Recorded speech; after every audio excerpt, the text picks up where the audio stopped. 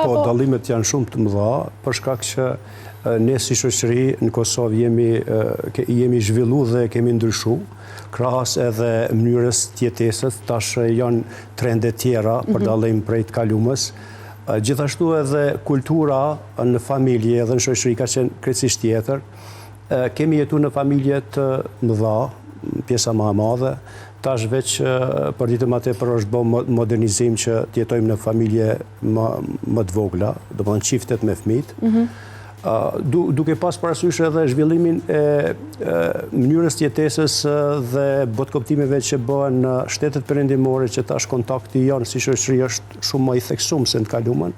Këto risit, këto mënyrat jetës në formën matri ose në trendin matri, janë ndryshe tash dhe ma herët nuk kemi pas raste të tilla.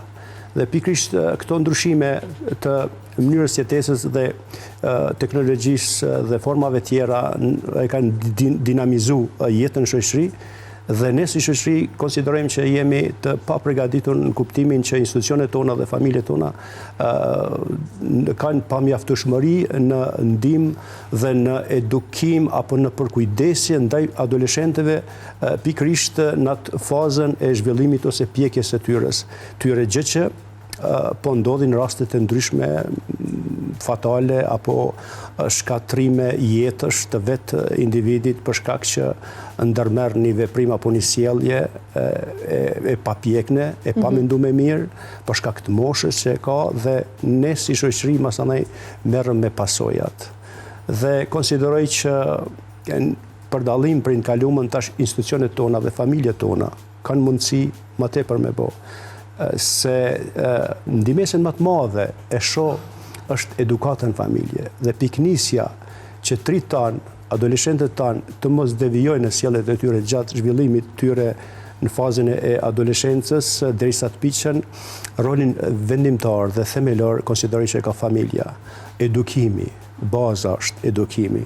Unë nuk them që familjet kosovare nuk janë të eduku fëmijët, po nga informacionet që marrin ajo edukat ose tëra i kontribut është i pamjaftueshëm. Është i pamjaftueshëm për shumë faktorë që thash.